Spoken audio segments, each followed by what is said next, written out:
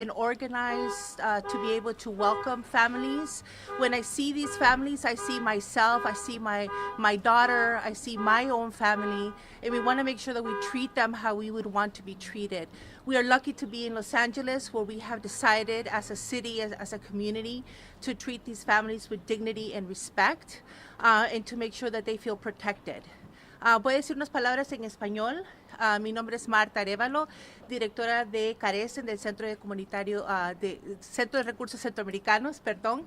Estamos aquí como una colectiva de organizaciones pro inmigrantes, organizadas y listas, preparadas para servir a esta comunidad. Cuando yo veo a estas familias, me veo a mí como mamá, a mi hija, a mis familiares. Han sufrido mucho trauma y nosotros aquí en Los Ángeles hemos decidido tratarlos con dignidad, respeto y protección. Así que este es el trabajo que hacemos todos los días y vamos a seguir haciendo este trabajo. Muchísimas gracias. And I'll pass it on to Archdiocese. to the Archdiocese. And then the city and then the state. I mean the county. Good afternoon, everybody. My name is Isaac Cuevas. That's Isaac, I-S-A-A-C, C-U-E-V-A-S. I am the Director of Immigration and Public Affairs for the Archdiocese of Los Angeles. It's an honor to be here representing Archbishop Gomez and his commitment to our migrants, the migrant community, not just here in our city, but everywhere. Representing this city, being able to let people know that the Catholic Church here in Los Angeles stands for the dignity of every single person, welcoming the stranger, accompanying them, and it was our honor to be a small part of this effort by helping to facilitate the Welcoming Center, but it's these organizations who are here present today that have done a lot of the heavy lifting. Mi nombre es Isaac Cuevas, director de Asuntos Comunitarios de la Archdiocese de Los Ángeles, y es un honor para mí estar aquí representando al arzobispo José Gómez, que continúa con ese llamado de darle la bienvenida al extranjero, darle la bienvenida a los refugiados, a los migrantes que llegan a esta ciudad, representando todos los católicos de Los Ángeles y sabiendo que esta es su iglesia, esta es su ciudad y estamos aquí en colaboración con nuestros compañeros haciendo este gran labor. Gracias. Pass it over to the city.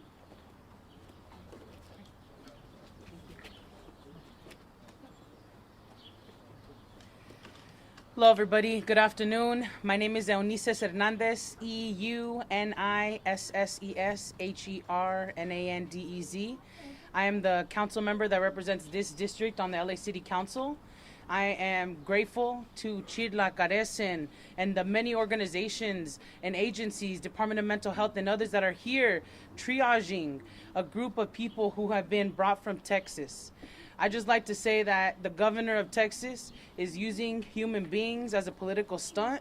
This is obviously, he's obviously a person who's been elected that is not strong enough to meet the moment in his state. But that's okay because all these people here in Los Angeles and in California are more than capable of welcoming these folks here because Los Angeles is a place and a city for everyone. And we'll keep pushing for our sanctuary policies to make sure that immigrants and migrants know that they are safe here, that they are welcome here. 1.3 million immigrants make up the city of Los Angeles. They are the nervous system, the heart of this city, and we have their back, and we're here to tell them, and we've talked with them inside to let them know that we have their back. Un poquito en español. Buenas tardes, mi nombre es Eunices Hernández, soy miembro del Consejo Municipal que representa este distrito, el primer distrito en el Consejo de Los Ángeles. Estoy muy agradecida aquí por las organizaciones Chirla, Carecen y las otras agencias que están aquí apoyando el grupo de migrantes que han sido traídos de Texas. Obviamente, el gobernador de Texas no tiene el suficiente poder o lideraje para tomar acción en este momento en su estado, pero está bien porque aquí en la ciudad de Los Ángeles y estado de California tenemos la gente, el amor para traer a esta gente aquí y recibirlos por cualquier cosa que necesiten. Y nomás quería avisarle a ellos y avisarle a la gente que está aquí adentro que estamos aquí para apoyarlos y que es una ciudad que acepta a todos y por eso vamos a continuar a luchar para que las ciudades de Los Ángeles se haga una ciudad de santuario permanentemente. Muchísimas gracias a Chila y a todas las organizaciones Carecen y más que están aquí y estamos aquí para apoyarlos. Thank you so much. Thank you, Councilwoman. Mayor's office, please. Good evening. My name is Brian Williams, B-R-I-A-N, W-I-L-L-I-A-M-S. I'm the Deputy Mayor for Public Safety. As you've heard this evening, more than 40 people have arrived in our community from Texas, and other places around the world. The mayor and the city of Los Angeles, we've been working for this day. We're working with our emergency management department, with our community partners to prepare for this. We knew that this day would occur, and we were prepared for it. I'd like to read a statement from the mayor concerning what has happened today, and I think it's a fairly strong statement. It's abhorrent that an American elected official is using human beings as pawns in his cheap political games. This evening, more than 40 people were sent by the governor of Texas to our city of Los Angeles. Shortly after I took office, I directed city departments to begin planning in the event Los Angeles was on the receiving end of a despicable stunt that Republican governors have grown so fond of. This did not catch us off guard, nor will it intimidate us. Now it's time to execute our plan. Our emergency management, police, fire, and other departments were able to find out about the incoming arrival while the bus was on its way, and were already mobilized along with nonprofit partners before the bus arrived.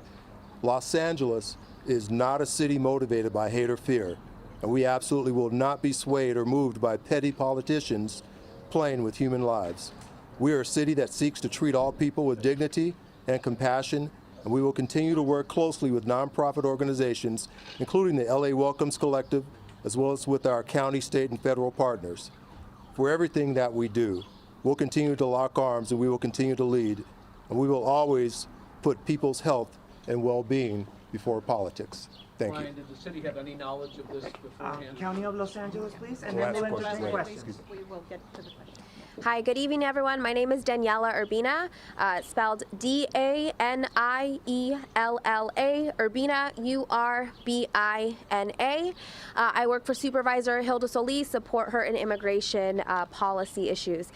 So the supervisor has been directing county departments to be prepared for something like this to happen since last year, since these political stunts first started happening with Florida and Texas, sending immigrants over to the vice president's house, to Martha's Vineyard, et cetera, et cetera. And so we've been working with our Office of Immigrant Affairs as well as our Office of Emergency Management to bring together our county resources to make sure that they were here and ready for a day such as today. So that includes our Department of Public Health, our Department of Mental Health, our Office of Immigrant Affairs, and our Office of Emergency Management. And this just comes off of a record of leadership and support for immigrants that Supervisor Solis has championed through the County of Los Angeles, trying to make sure that immigrants know they are welcome here. The supervisor created the Office of Immigrant Affairs to make sure that we had a coordinating body to support our immigrant communities here in Los Angeles, and she fought to get health care for immigrants, as well as making sure that our county departments are responsive to the needs of our immigrant communities, that they are competent in providing language resources and all the benefits that immigrants are eligible to receive here in the County of Los Angeles. So thank you very much, and again want to thank, as everyone else has echoed, Chirla, our city partners, as well as other nonprofits, IMDEF, and everyone else who's been very supportive in helping to greet the immigrants with the dignity that they deserve. Angelica, Angelica will help facilitate questions. Yeah, and Please raise I'm your going to hand so go, that we can call on she folks. was the first, second, third, okay? Fourth. Yes. We obviously heard what the mayor had to say, and she indicated that you had an inkling that something was coming and you were prepared for it. There seems to be an indication that this will be the first bus of perhaps many. Tell us how you will handle that and if you agree with that assessment. Okay. We're not sure if this is only a one-time thing. What I do want you to know, and again, my colleagues have stated, we do this every day. We have recent arrivals that have come to our organizations. We engage with them every single day.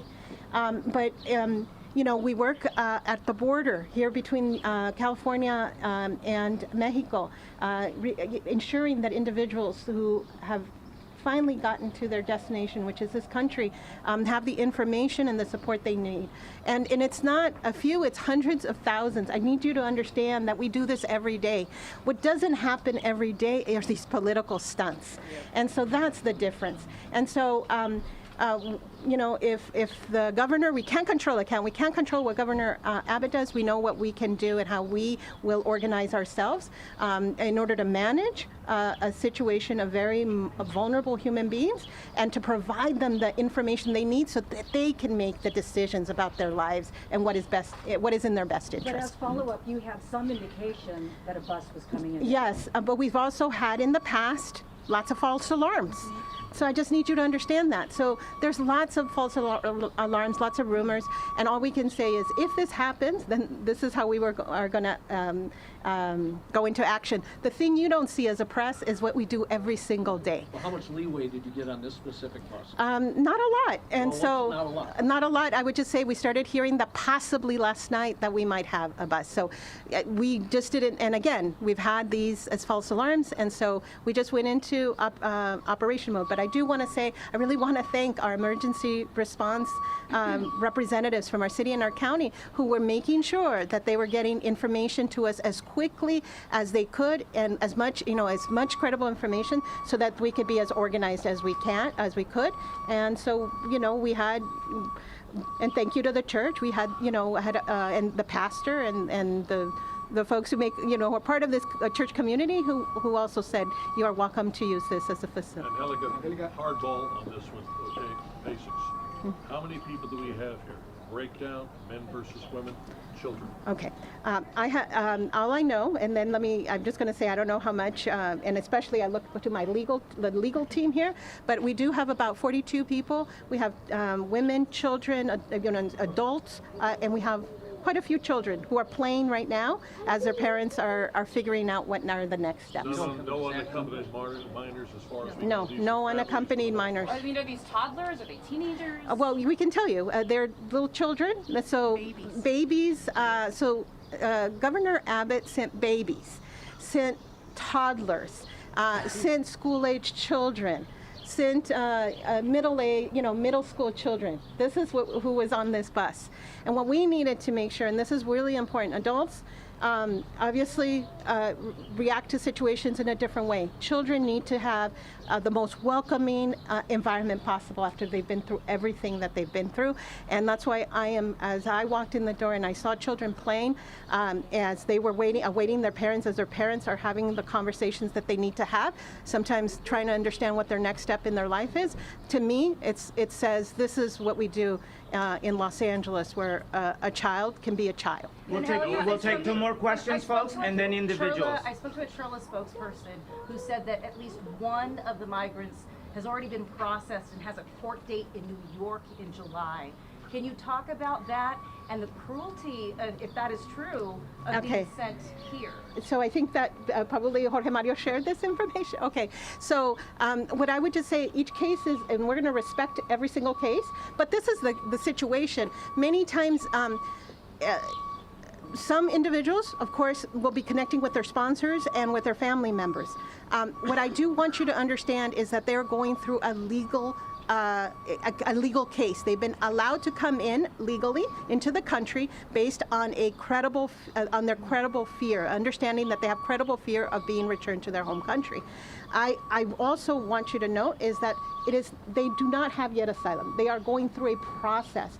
And in instances, but again, we see this every day, individuals who then have court cases in Nevada, in Utah, in New York, and in a situation like this, we might have individuals, I can't go into the particulars, but we will have individuals whose court date might be in New York and maybe very soon. So that is what, and I don't know if you want to add anything, Lindsay, about that, but that is what we're trying to assess. We're trying to look at the forms that they were given at the border. We're trying to understand what their particular situation is and inform them in terms of, give them as much information so that they can take the next step. Is everyone coming behind that? Is everyone coming from the same place? I want to provide have Lindsay answer a couple questions, and then we're going to have to stop because we actually have to go back and actually do our job inside. So just in regard to the question related to people having court dates in other places, this is part of the cruelty of a political stunt like this, is taking people who are in the middle of the most important process, a process of seeking asylum where their very lives and the lives of their children are at stake, and sending them on a bus without any regard as to where their case is going to be processed. And so as lawyers, one of the things that we are doing is making sure that we review all of the documents that people people come in with and make sure that here in Los Angeles we are taking the care and the time and having compassion for the process that these folks are in to ensure that they are protected in their legal case, that their venue is changed if that's what they need to do, to make sure that all of these things are taken care of. We have families who have come through this situation who have other family members that they were separated from at the border. We are in the process of trying to reunify those families. These are very complicated cases and people's lives are at stake. And that's why here, as part of this group of organizations, and we're so proud to have the city and the county behind us in this effort, we are welcoming these families with dignity and treating their legal cases that they are in the middle of with the respect and with the dignity that they deserve. Thank you, members of the press. We will not be taking any more questions, but they will be taking one-on-one. Behind that, Just the emotions behind that, but we haven't really heard the emotion. Yeah, we haven't heard You want to start? we understand that this is a Right, well, you've been complicated listening to the press conference taking place of the migrants who were sent from Texas Governor Greg Abbott. They arrived a couple hours ago, and again, you've been hearing they are at St. Anthony's Croatian Catholic Church in the Chinatown area, and we know, David, there's 42 people. We know there are men, women, a lot of children. It's heartbreaking when you hear